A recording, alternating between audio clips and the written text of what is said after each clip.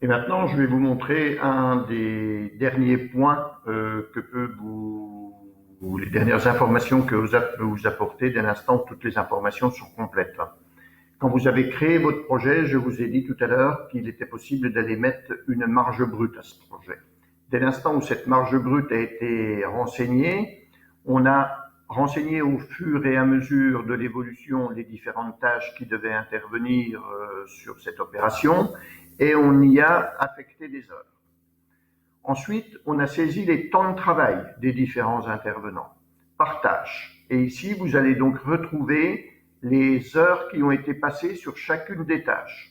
On va donc pouvoir quantifier les dépassements et essayer de comprendre pourquoi il y a peut-être des dépassements et qu'est-ce qu'on met en œuvre pour pouvoir le corriger à l'avenir.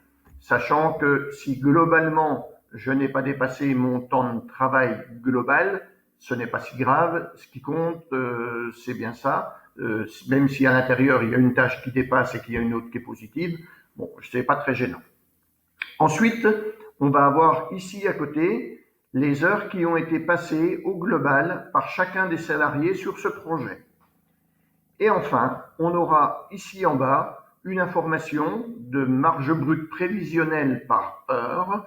Comment on va les calculer? C'est la marge brute que l'on a renseignée tout à l'heure, les 13 000 qui sont là-haut, divisé par le nombre d'heures prévues, vendues, nous donne une marge brute prévisionnelle à l'heure. Cette marge brute, elle doit couvrir l'ensemble des salaires et des charges sociales, bien entendu, mais aussi l'ensemble des frais généraux. Donc, je vous invite à être vigilant à ça et à vous assurer que le prix de revient de l'heure dans votre entreprise n'est pas supérieur à la marge brute de votre projet. Ensuite, au fur et à mesure que les ouvriers vont travailler sur les opérations, on va avoir ici la marge brute réelle qui va sortir et qui va être alimentée à chaque fois qu'il y a des temps passés, puisque cette fois-ci, c'est la marge brute vendue divisée par le nombre d'heures, non pas prévues, mais par le nombre d'heures effectuées.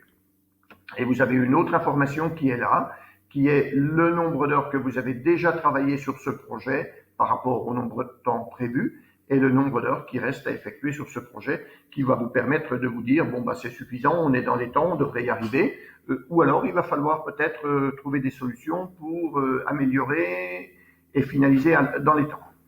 Voilà, je crois que je vous ai montré à peu près toutes les fonctionnalités de ZAP aujourd'hui.